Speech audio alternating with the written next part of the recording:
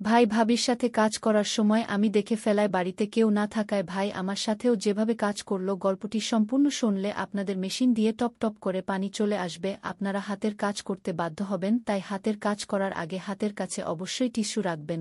বন্ধুরা, একদিন ভোরে যখন আমি গরুকে ঘাস দিতে উঠলাম তখন এমন কিছু দেখলাম যা দেখে আমি লজ্জায় জ্বলে ভরে গেলাম। প্রায়ই যখনই আমি গরুকে ঘাস দিতে যাই তখন এমন দৃশ্য দেখতে পাই। আমি দেখলাম আমার ভাই ও ভাবি একসাথে কিছু করছেন। ভাই ও ভাবির মধ্যে ভালোবাসা ও পারস্পরিক বোঝাপড়ার খুব সুন্দর একটি দৃশ্য ছিল।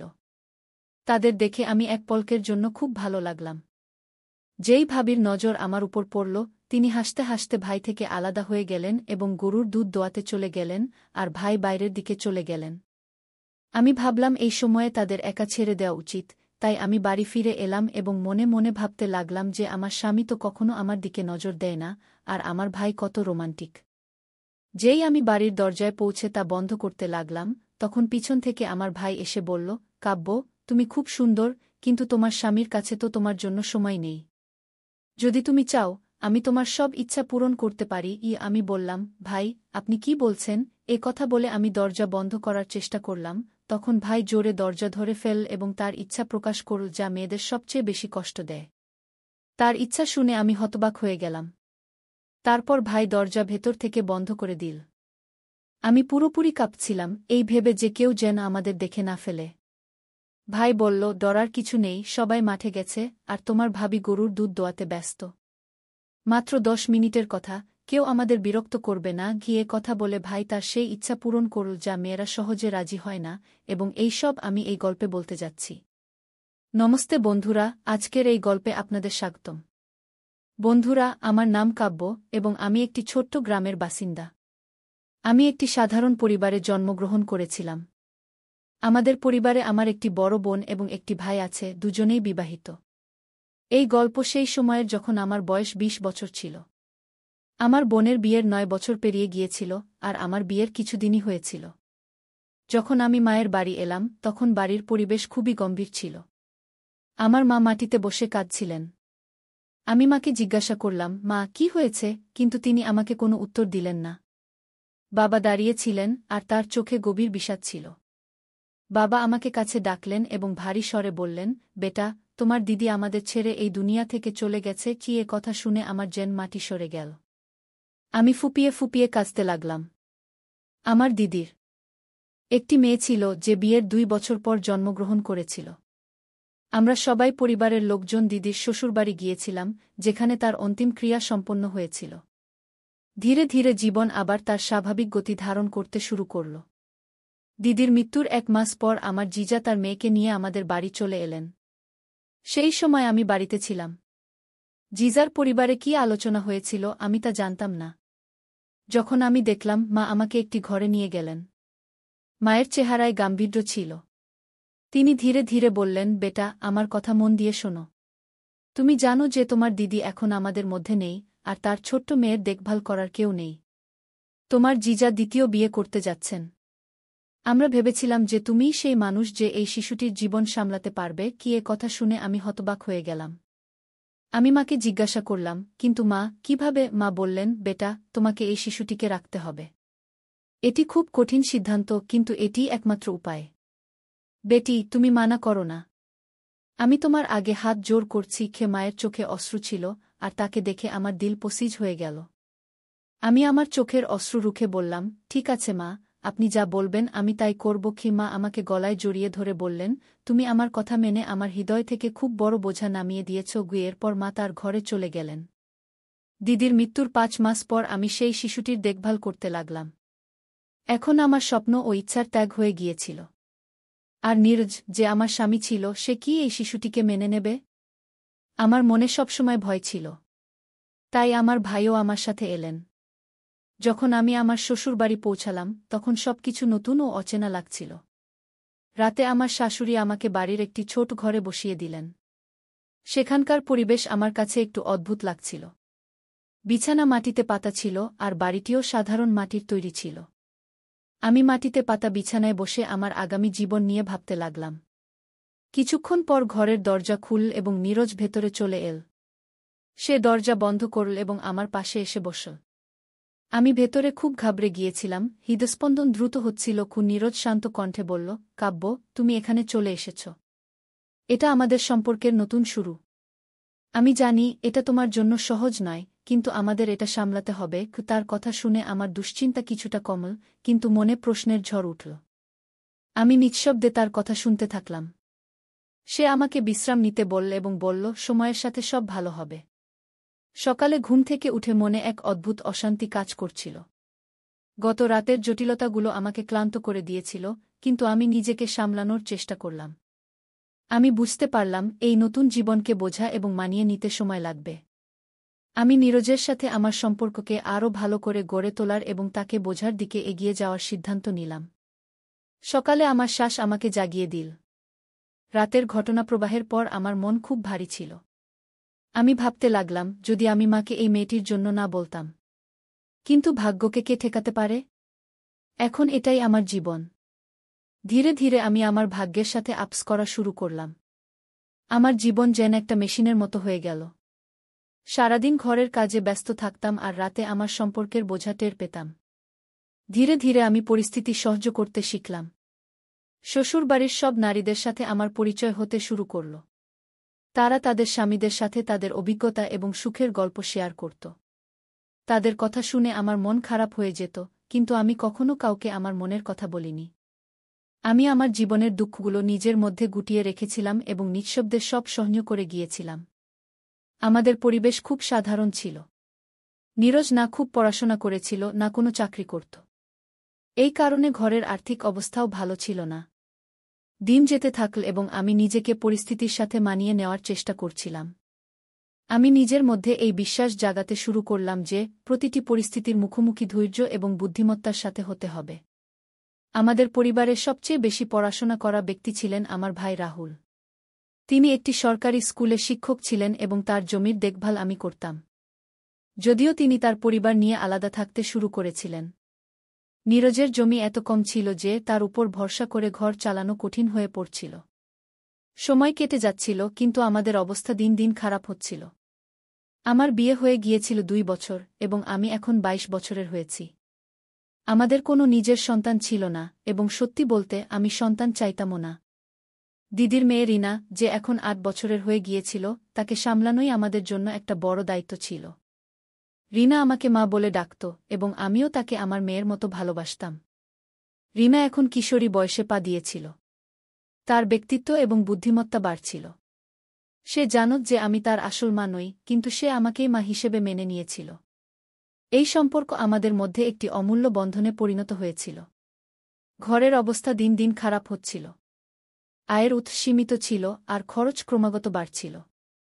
একদিন সকালে গায়ের ঘাস দিতে উঠে আমি এমন কিছু দেখলাম যা আমাকে হতবাক করে দিল।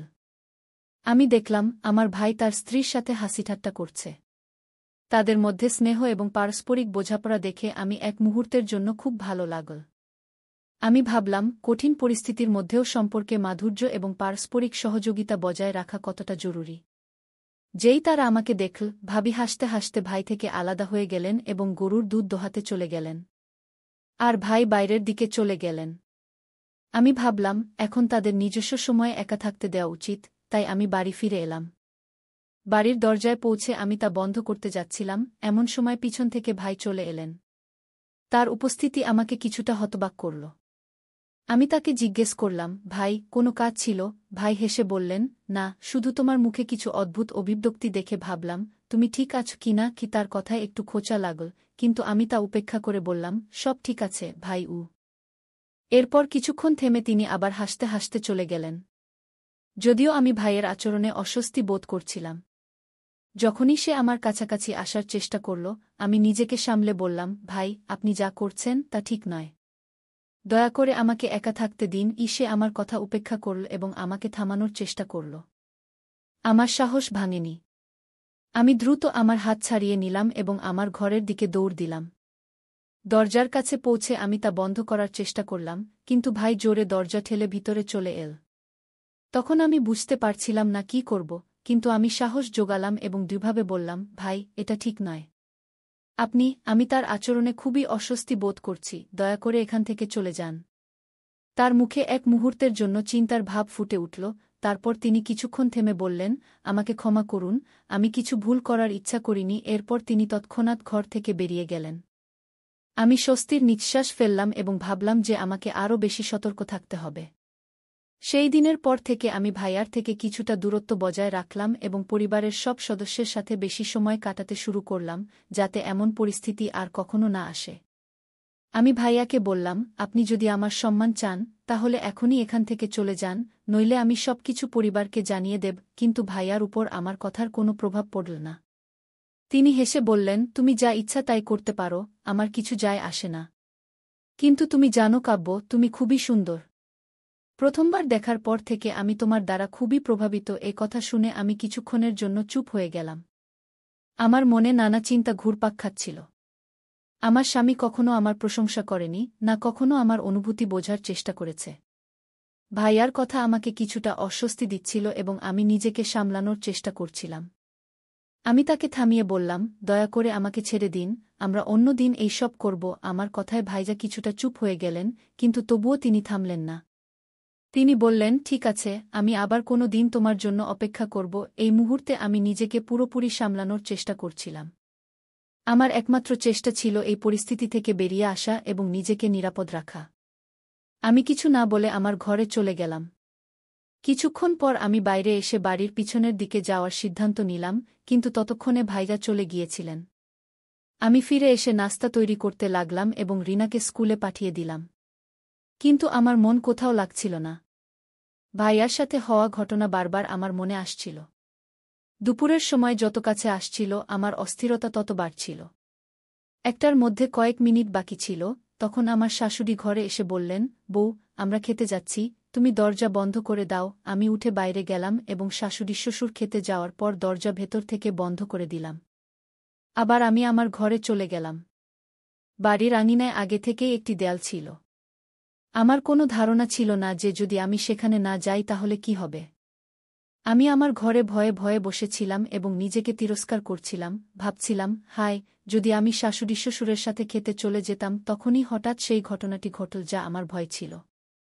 ভাইয়া দরজায় এসে জোরে জোরে কড়া নাড়তে লাগলেন এবং বললেন, শীঘ্র দরজা খোল, আমিও খেতে যেতে হবে। বাচ্চারাও বাইরে খেলছে, কেউ খুঁজতে খুঁজতে এদিকে চলে আসতে পারে। আমি গেটের কাছে দাঁড়িয়েছিলাম এবং বুঝতে পারছিলাম না এখন কি করব। তারপর আবার তার কণ্ঠ শোনা গেল, কি করছ? শীঘ্র কর, আমি আর সহ্য করতে পারছি না। তার কথায় আমার ভয় আরও বেড়ে গেল। আমার ভয় হচ্ছিল যে কেউ এসে পড়বে। ভয়ে ভয়ে আমি ঘরের দিকে এগিয়ে গেলাম এবং মেইন ডোরের কাছে গিয়ে দাঁড়ালাম। যখন আমি দরজা খুললাম, ভাইয়া দ্রুত ভেতরে ঢুকলেন এবং চাটাইয়ে গিয়ে শুয়ে পড়লেন। তিনি বললেন, দেখো, শীঘ্র কর, নইলে কেউ এসে পড়বে। তার কথা শুনে আমি খুবই ভয় পেয়ে গেলাম। আমি ঘরে চলে গেলাম এবং দরজা ভেতর থেকে বন্ধ করে দিলাম, দরজা লক করলাম। আর যখনই ফিরলাম, হঠাৎ ভাইজা আমাকে জোরে ধরে ফেললেন এবং চাটাই থেকে উঠে বলতে লাগলেন, দেখো কাব্য, তুমি এ কি করলে? যখনই তোমার কথা ভাবি, এমনই কিছু হয়। এখন শীঘ্র আমার অস্থিরতা শান্ত করো। আমি না চাইলেও আমাকে সব করতে হল। সবকিছু শান্ত হয়ে গেল এবং তিনি দ্রুত ঘর থেকে বেরিয়ে গেলেন। যাওয়ার সময় তিনি বললেন, আজ রাতে যখন সবাই ঘুমিয়ে পড়বে, তখন আমি বাড়ির পিছনে তোমার জন্য অপেক্ষা করব। আমি ঘরে শুয়েছিলাম, দেয়ালের দিকে তাকিয়ে অনেকক্ষণ একই অবস্থায় পড়েছিলাম। তারপর ধীরে ধীরে চাটাই থেকে উঠে বাথরুমে চলে গেলাম। এখন আমার মনে হচ্ছিল যেন আমার জীবনে কিছু নতুন এসেছে। আমার মনে হচ্ছিল যে এখন আমার জীবনের শূন্যতা পূর্ণ হয়ে গেছে এবং আমি একটি নতুন উদ্দেশ্য পেয়েছি। ফিরে এসে আমি রান্নাঘরে গিয়ে দুপুরের খাবার বানানো শুরু করলাম, কারণ রিনাও স্কুল থেকে ফিরে আসতে চলেছে। খাবার তৈরি করে আমি আমার ঘরে এসে চারপাইয়ে শুয়ে পড়লাম। আমার মনে সব ঘটনা আবার ঘুরপাক খেতে লাগল এবং আমি বুঝতে পারলাম যে আমার জীবনে এখন একটি নতুন পরিবর্তন এসেছে। আমার মনে হচ্ছিল যে এখন আমাকে সেই পুরনো চিন্তাগুলো থেকে দূরে থাকা উচিত নয় এবং আমি আবার সেই পুরনো অনুভূতি পেতে চাইছিলাম। এই চিন্তায় মগ্ন ছিলাম, তখনই হঠাৎ দরজায় কড়া নাড়া শোনা গেল। আমি তাড়াহুড়ো করে দরজা খুললাম এবং দেখলাম যে রিনা স্কুল থেকে ফিরে এসেছে। সে দ্রুত ভেতরে ঢুকল এবং বলল, মা, খুব গরম লাগছে, দ্রুত জল দাও, খুব তৃষ্ণা পেয়েছে।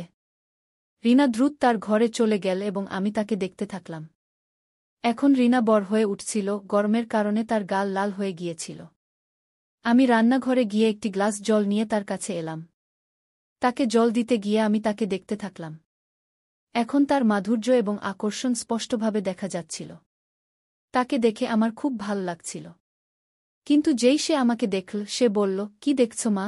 আমি বললাম, কিছু না, তুমি দ্রুত ইউনিফর্ম বদলে নাও। আমি তোমার জন্য খাবার তৈরি করে দিচ্ছি। এরপর আমি রান্নাঘরে গিয়ে রিনার জন্য খাবার পরিবেশন করতে লাগলাম।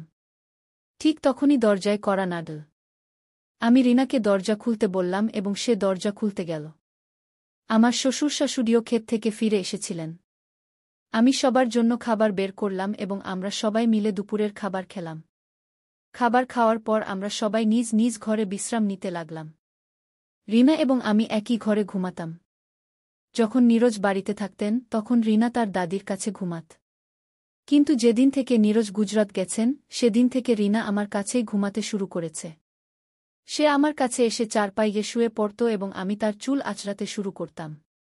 কখন ঘুম এসে গেল আমি টেরই পাইনি। সন্ধ্যা ৫টায় আমার শাশুড়ি আমাকে জাগালেন, কারণ তিনি আবার খেতে যাওয়ার প্রস্তুতি নিচ্ছিলেন। আমি উঠে সবার জন্য চা বানাতে লাগলাম। যখন চা নিয়ে আমি আমার শ্বশুর শাশুড়ির কাছে গেলাম, তখন আমার শাশুড়ি আমাকে বললেন, বেটা, তুমি তোমার ভাইয়াকেও চা দিয়ে আসো। তার স্ত্রী তার মায়ের বাড়ি গেছে, জানি না সে কিছু খেয়েছে কিনা। আমি বললাম, মা, চা তো শেষ হয়ে গেছে। এতে আমার শাশুড়ি বললেন, তাহলে কি হয়েছে বেটি, চা পান করে আবার বানিয়ে দাও। আমি বললাম, ঠিক আছে মা। যখন শাশুড়ি শ্বশুর খেতে যেতে লাগলেন তখন রিনাও তাদের সাথে চলে গেল। আমি তাকে থামানোর অনেক চেষ্টা করলাম, কিন্তু সে তাদের সাথে যাওয়ার জিদ করতে লাগল। সবাই চলে যাওয়ার পর আমি আবার ভাবতে লাগলাম যে এখন আমাকে কি করা উচিত। যদি আমি চা নিয়ে যাই তাহলে ভাইয়া ভাববেন যে আমি ইচ্ছে করে তার কাছে আসছি। তখন আমি ভাবলাম যে চা আমি গেটের বাইরেই দিয়ে দেব। এই ভেবে আমি রান্নাঘরের দিকে যেতে লাগলাম। কিন্তু ঠিক তখনই গেটে কেউ কড়া নাড়ল। আমি জানতাম না যে বাইরে ভাইয়া থাকতে পারেন। যেই আমি গেট খুললাম আমার হৃদস্পন্দন বেড়ে গেল। সত্যিই বাইরে ভাইয়া দাঁড়িয়েছিলেন। তিনি বললেন, মা বলেছিলেন যে আমি এসে চা পান করে যাই। আমি ভাবলাম, এমন সুযোগ আমি কিভাবে হাতছাড়া করব। তিনি কিছু না বলেই ঘরের ভিতরে চলে এলেন এবং আমি গেটে ভয়ে ভয়ে দাঁড়িয়ে তাকে দেখতে লাগলাম। আমি বুঝতে পারছিলাম না যে শেষ পর্যন্ত আমাকে কি করতে হবে। তিনি বললেন, এখন কি দাঁড়িয়ে থাকবে নাকি কিছু করবে? কিছুক্ষণ পর তিনি বললেন, এখন রাতে তোমাকে ডাকার কোনো দরকার নেই, কারণ যে কাজের জন্য আমি তোমাকে রাতে ডাকতে যাচ্ছিলাম তা আমি এখনই সেরে ফেলব। জানি না রাতে সুযোগ মিলবে কিনা। বলে তিনি আমার কানে ধীরে ধীরে একটি কথা বললেন, যা শুনে আমার হুঁশ উড়ে গেল। আজ ভাইজা তার সেই ইচ্ছা পূরণ করতে যাচ্ছিলেন, যা মেয়েদের সবচেয়ে বেশি কষ্ট দেয়, যার জন্য তারা সহজে রাজি হয় না। আমি ভাইয়াকে স্পষ্টভাবে না বলে দিলাম, কিন্তু তিনি মানলেন না। তিনি বললেন, যেদিন থেকে আমি তোমাকে প্রথম দেখেছি সেদিন থেকে আমার মনে এই ইচ্ছা পূরণের ইচ্ছা ছিল। আজ সুযোগ পেয়েছি, তাই আমি এটা হাতছাড়া করতে চাই না। ভাইয়ার জিদের সামনে আমার কোনো কথা চল না। কিছুক্ষণের জন্য ঘরে ঝড় উঠল এবং তারপর সব কিছু স্বাভাবিক হয়ে গেল। যখন ভাইজা বাইরে যাওয়ার জন্য উঠলেন তখন আমি গেট খুললাম এবং তিনি বেরিয়ে গেলেন। তারপর আমি আমার ঘরের চারপাইয়ে শুয়ে পড়লাম। আজ আমি সম্পূর্ণ সন্তুষ্ট ছিলাম। আমার সব ইচ্ছা পূরণ হয়ে গিয়েছিল এবং আমার মনে হচ্ছিল যেন আমার ভিতরে কিছু নতুন এসেছে। বলা যায় যে আজ আমি সম্পূর্ণ শান্তি পেয়েছি। তাহলে বন্ধুরা, আপনাদের এই গল্পটি কেমন লাগলো কমেন্ট করে অবশ্যই জানাবেন।